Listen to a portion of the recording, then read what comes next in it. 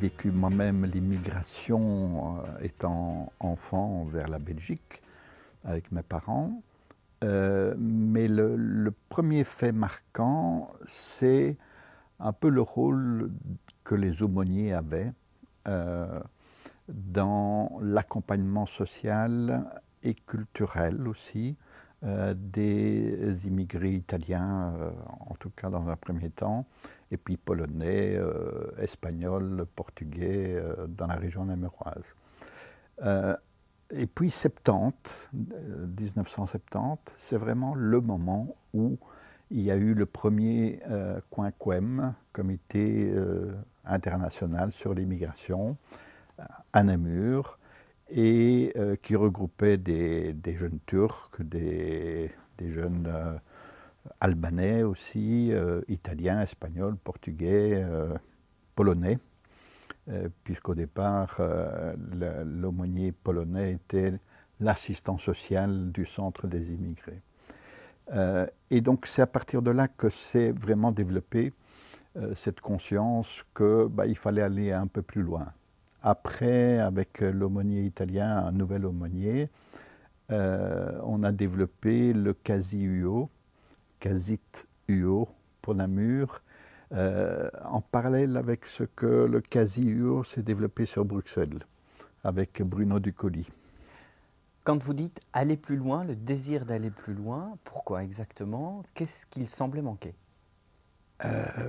En fait, on était de bonne composition, je dirais, mais on n'avait pas beaucoup d'outils d'analyse. Et c'est comme ça que l'université ouvrière qu'on a développée a permis de voir un peu les réalités sociales, économiques qui étaient à la base de cette immigration dans les années après-guerre, 50, 60, jusqu'à 74.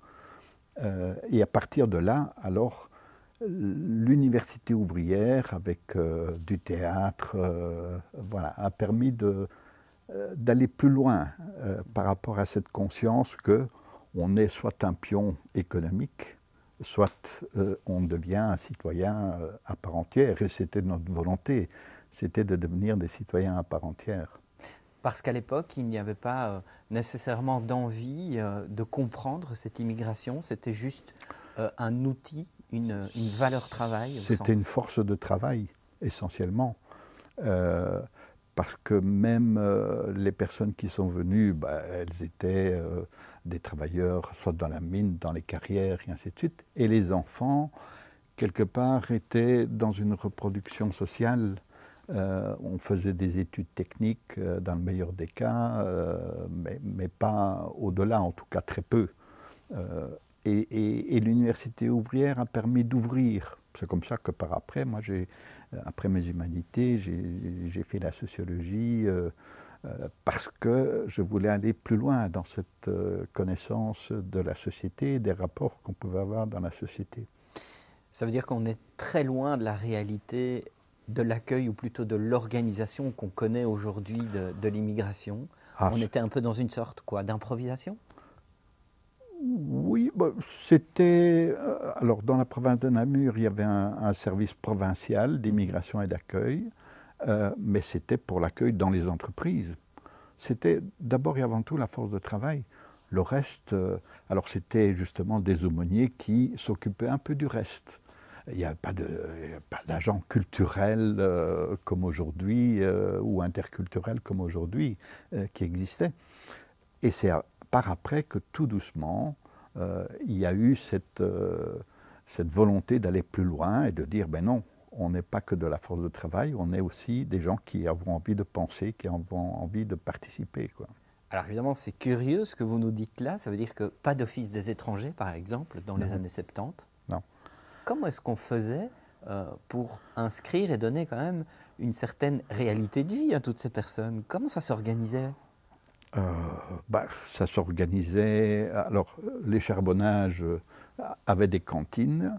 Il y avait vraiment les carrières aussi avaient des quartiers ou des maisons qui étaient mis à disposition des travailleurs. Et c'était vraiment cette dimension-là.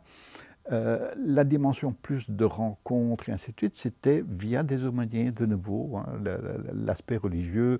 Alors c'était des catholiques, c'était des protestants qui étaient là, mais il n'y avait pas d'agents culturels et très peu de services sociaux belges s'occupaient de cette population-là. Et administrativement, simplement, basiquement? Ils allaient à l'administration communale. Très souvent, c'était d'ailleurs le curé qui servait d'assistant social pour les pensions aussi. Les mineurs, par exemple, lorsqu'ils avaient une demande de pension, ben, c'était ce curé qui s'occupait du suivi. La régularisation sur le territoire, c'était le curé Strožbas, entre autres, mais Gaspardino au niveau italien. Strožbas, c'était le centre des immigrés.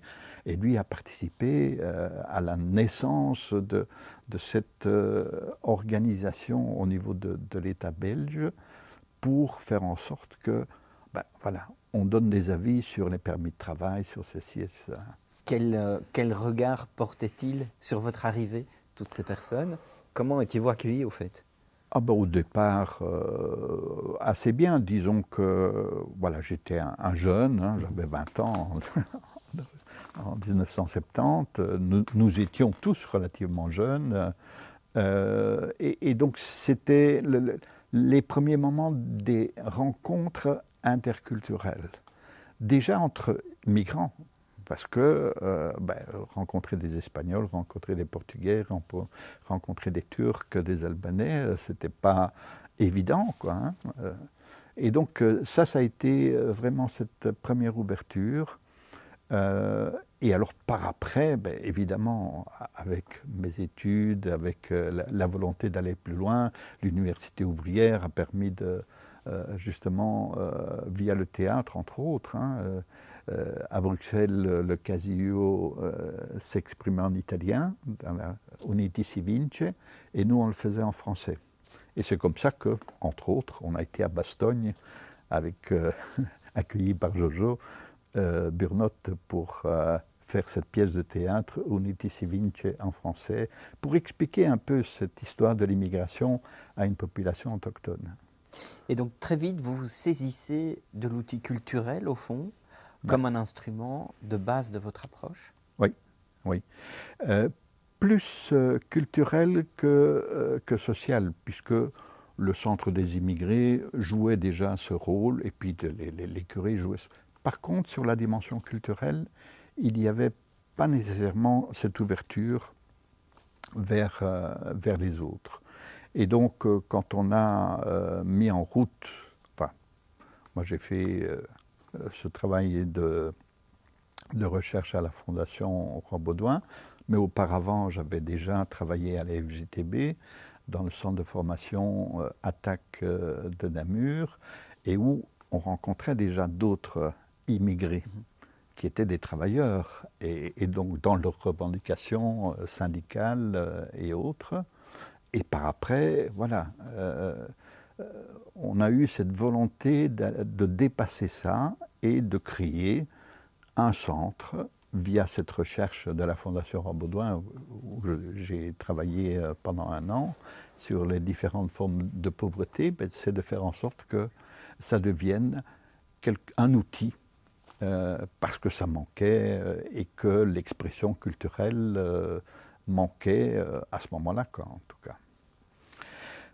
L'intention, c'était de créer vraiment cette structure qui allait accompagner la vie associative, parce qu'elle était là, mais elle était très peu structurée, elle n'avait pas beaucoup de moyens, il y avait des bénévoles, mais pas d'animateurs qui étaient un peu formés à cela.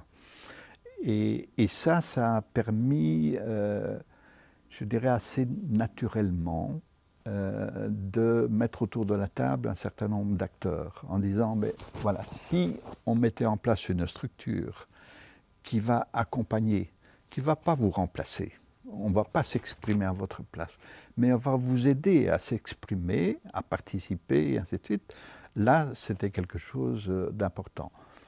Autre chose qu'on a dit dès le départ, c'était l'échec scolaire des migrants. Et là aussi, il fallait accompagner. La maîtrise de la langue, c'était aussi des dimensions qui manquaient à ce moment-là et qu'on a permis d'aller plus loin.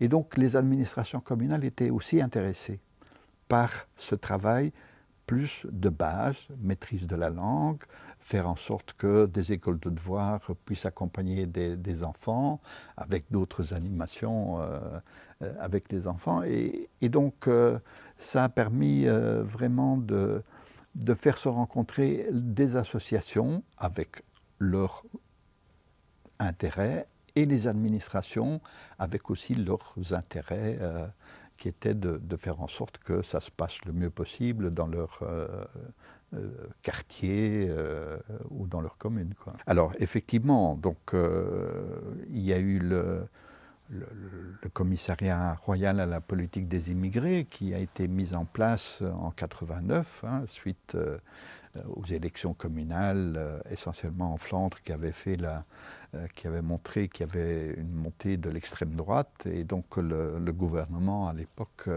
s'est dit il faut faire quelque chose. Et donc ce commissariat a été mis en place pour une mission de 4 ans et où on a repris un certain nombre de propositions, hein, plus de 300 propositions qui ont été faites dans le domaine économique, social, scolaire, culturel et donc religieux aussi. Et donc voilà, ça a été vraiment l'ouverture encore plus large parce qu'on était francophone, flamand, et donc ça a permis aussi de voir qu'il y avait des réalités malgré tout différentes d'une région à l'autre, hein, sur Bruxelles, mais en Flandre, en Wallonie, et encore en Wallonie, Namur par rapport à Liège ou Charleroi, c'est encore différent. Et donc, oui, à partir de là, il y a eu, mais ça avait déjà commencé au Conseil consultatif des personnes d'origine étrangère de la communauté française, qui avait été mis en place par le ministre Valmy-Féot à l'époque, et qui était déjà une rencontre interculturelle avec des associations, mais aussi des administrations locales. Il y avait aussi le ministère de la Justice qui était présent. Et donc, déjà là, on avait le besoin de faire en sorte qu'il y ait des acteurs socioculturels qui soient présents et qui soient reconnus. Oui, alors, effectivement, l'évolution n'est jamais un fleuve tranquille dans les réalités sociales, politiques et culturelles. Donc on est quand même parvenu en 1997 à faire en sorte qu'au niveau de la région, on sorte un décret sur la politique d'intégration, avec une définition de c'est quoi l'intégration, et donc la reconnaissance de centres régionaux d'intégration, un par province, et puis on a été un peu plus loin en disant le Hainaut, c'est une population importante, donc on en a créé 3 même, La Louvière, Charleroi et Mons, et puis 2 sur Liège, Liège et Verviers, et 1 sur la province de Namur. Par après seulement est venu au niveau de la province de Luxembourg la reconnaissance d'un autre centre. Donc ça, c'est ce que le politique a accepté à un moment donné. Moi, la proposition que j'avais faite, aussi en sortant du commissariat royal à la politique des immigrés, c'était que on ne peut pas avoir une politique comme ça si on n'a pas une observation plus précise et plus réactualisée des réalités sociales, culturelles, politiques sur le territoire. On m'a dit non, non, non, non, c'est déjà pas mal si on donne déjà la reconnaissance des centres régionaux d'intégration.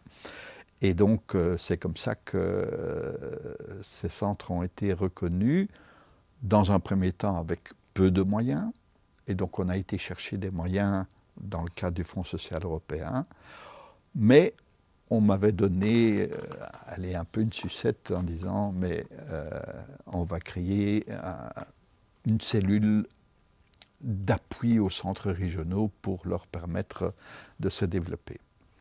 Et donc c'est comme ça que voilà, l'évolution s'est faite. Aujourd'hui, on reparle de l'observatoire, qu'on n'avait pas voulu me donner à l'époque. Mais je me dis, bon Dieu de bon sang, on a perdu plus de 20 ans. Voilà.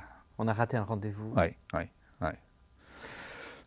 On a raté le rendez-vous qui est celui-là, mais on a raté aussi cette jonction entre le culturel et le socio-politique ou le socio-insertion sur le plan professionnel.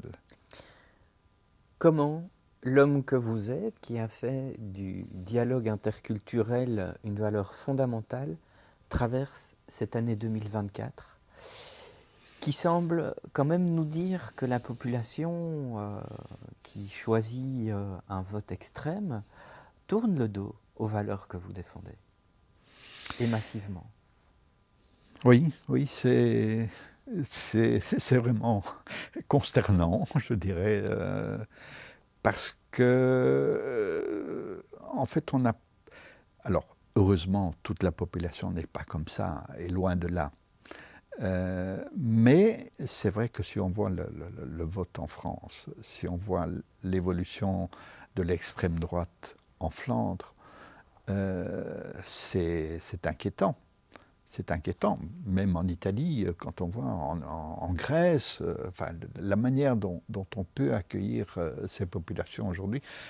Alors on dit toujours, mais on ne sait pas accueillir toute la misère du monde. En même temps, si on avait développé des politiques vraiment de soutien et de rencontre avec les pays d'origine et ainsi de suite, certaines situations ne seraient peut-être pas comme celles qu'on peut vivre aujourd'hui. Que ce soit sur le climat, que ce soit sur les situations politiques et ainsi de suite. Donc il y a vraiment ce manque de vision. On est dans une société de plus en plus individualiste aussi. Hein. Et ça, voilà, c'est notre société capitaliste aussi qui est à la base de cette individualisation des besoins, individualisation des ressources. Et donc on ne voit plus l'apport que le collectif peut avoir de bon. Et donc à un moment donné, on peut soutenir quelqu'un qui est en difficulté. La base de notre sécurité sociale, ça a été ça. C'était à un moment donné... voilà, la dimension collective qui faisait qu'on pouvait venir en aide à la personne qui était en difficulté. On n'avait pas la sécurité sociale au début de l'industrialisation. Et tout ça, on dirait que, voilà, ce sont des acquis dans la tête de ceux qui votent autrement, ce sont des acquis qu'on ne reviendra jamais en arrière. Attention! Et là, on risque d'avoir des retombées que les gens se verront. On dit toujours, oui, mais il y avait, non, j'étais pas juif, j'étais pas communiste. Et puis quand on vient me chercher, il n'y a plus personne derrière. Voilà. Et c'est ça la réalité, malheureusement. Donc le combat, je dirais, est encore plus à réaliser aujourd'hui, à continuer aujourd'hui, je dirais presque encore plus qu'hier.